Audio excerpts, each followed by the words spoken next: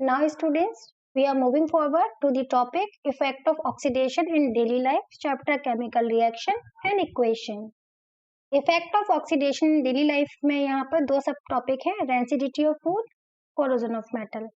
तो हमें यहाँ समझना है कि क्या है ऑक्सीडेशन और क्या है रेंसिडिटी ऑफ फूड।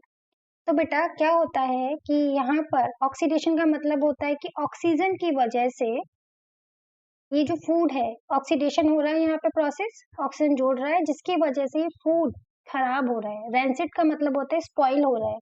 तो आप देखो कि जब आप कट कर देते हो एप्पल को, तो कुछ देर आप उसको एटमॉस्फेयर में ऐसे छोड़ देते तो वो रेडिश ब्राउन उस पर लेयर आ जाती है। तो this is the meaning of the rancidity. यहाँ पे देखिए फ्रूट्स भी सड़ गए हैं, तो ये भी रेंसिड हो गए हैं। ये ब्रेड है, इसके ऊपर मोल्ड आ गया है, तो ये भी सड़ गया है।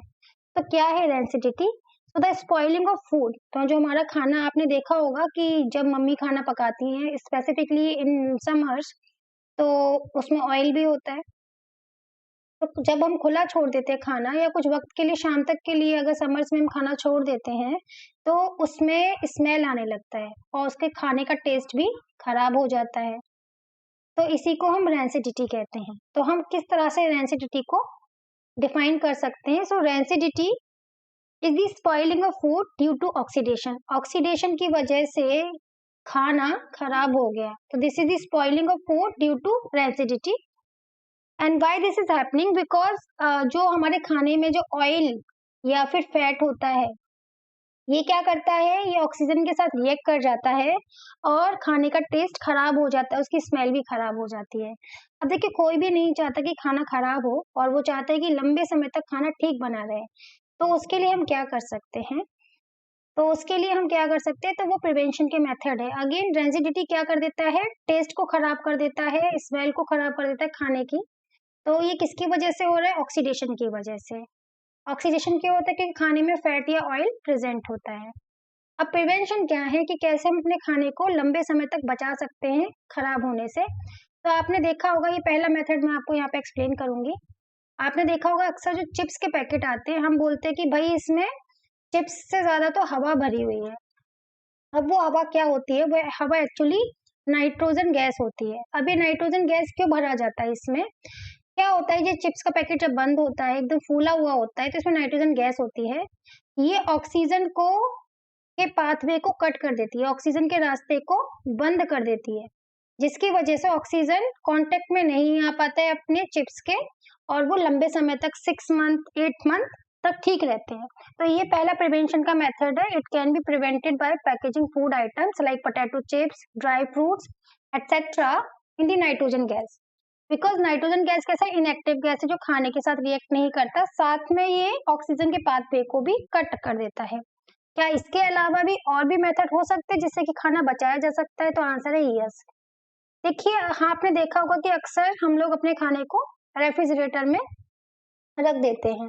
तो रेफ्रिजरेटर में रखने से क्या होता है कि टेम्परेचर लो हो जाता है, जिससे कि आपका ऑक्सीडेशन नहीं होता है। तो हम अपने खाने को लंबे समय तक बचा सकते हैं अगर हम उसको रेफ्रिजरेटर में पैक करके रख दे। तो हमारा खाना जैसे कि अगर कोई भी सब्जी है जो समर्स में एक ही दिन चलनी है, अगर हम रेफ्रिजरेटर में रख देते तो नेक्स्ट डे भी हम उसका यूज कर सकते हैं। लेटरली आता है आपका नेक्स्ट मेथड, जहां पर कि ये आता है आपका, it can be prevented by storing food in the air tight container. अब एयर टाइट कंटेनर में क्या होगा? ऑक्सीजन घुस ही नहीं पाएगी, क्योंकि एयर टाइट है, तो एयर ही नहीं जाएगी, तो एयर में ऑक्सीजन होती है वो भी नहीं घुस पाएगी, जिससे कि ऑक्सीडेशन नहीं होगा। तो आप नाइट्रोजन के एटमॉस्फेयर में पैक कर सकते हो, रेफ्रिजरेटर में रख सकते हो, एयर टाइट कंटेनर में भी रख सकते हो। ये सारे मेथड्स हम लोग घर में भी यूज करते हैं। उसके अलावा हमने देखा है कि आजकल बोलते हैं प्रिजर्वेटिव्स का यूज किया जाता है, और ऑक्सीजन को जो घुसने ना दे, ऑक्सीजन की एक्टिविटी को कम कर दे, उसको क्या बोलेंगे? एंटीऑक्सीडेंट। क्या बोलेंगे? एंटीऑक्सीडेंट। जो आपका मार्केटेड फूड आता है उसमें जनरली एंटीऑक्सीडेंट्स मिले होते हैं, जिससे कि खाना लंबे समय तक ठीक रहता है। यहाँ पर कुछ एग्जांपल्स हैं एंटीऑक्सीडेंट के। बीएचए। बीएचए के अगर हम लोग फुल फॉर्म बोले तो देखो, ये फॉर्मूला हमने यहाँ पे बीएचए का दे रखा है। B stand for butylated. B stand for butylated. Literally, H stand for hydroxy. A stand for anisole. तो यहाँ पर ये एक केमिकल कंपाउंड है जिसको बोलते हैं हम ब्यूटाइलेटेड हाइड्रोक्सी एनिसोल। ये एज एंटीऑक्सीडेंट यूज किया जाता है। इसके अलावा हम BHT का भी यूज कर सकते हैं। B stand for butylated, H stand for hydroxy और T स्टैंड फॉर टोलिन। तो ये भी एक केमिकल कंपाउंड है जिसको कि हम एज एंटीऑक्सीडेंट यूज कर सकते हैं। So what is rancidity? Rancidity is the spoiling of food due to oxidation of fat and oil present in the your food। और ये हमारा एक इफेक्ट है ऑक्सीडेशन का डेली लाइफ में। इसके अलावा एक और इफेक्ट है ऑक्सीडेशन का हमारी डेली लाइफ में जिसको हम बोलते हैं कोरोजन ऑफ मेटल। देखिए यहाँ पर क्या है, आपने देखा जनरली जो कोरोजन है वो आयरन ऑब्जेक्ट्स पे हमको देखने के लिए मिलता है।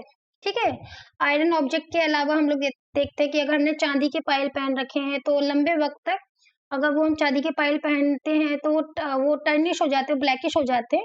तो अगर आयरन पे हो रहा है तो उसको कोरोजन बोलते हैं, और अगर सिल्वर पे हो रहा है तो उसको क्या बोलते हैं, टर्निशिंग बोलते हैं। ठीक है, तो हम मेनली देखते हैं कोरोजन हमारा आयरन के ऑब्जेक्ट के ऊपर होता है। जैसे कि कूलर पे भी देखा जाता है कि रेडिश पार्ट आ गया।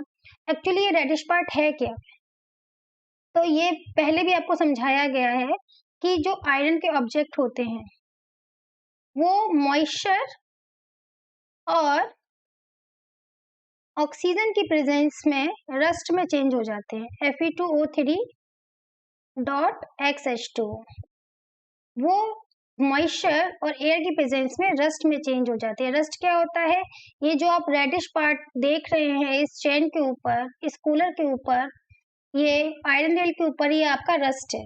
रस्ट का फॉर्मूला क्या होता है, Fe2O3। ठीक है, जब आयरन ऑब्जेक्ट पर रस्ट देखी जाती है तो इसी फिनोमिना को हम कोरोजन ऑफ मेटल भी कहते हैं।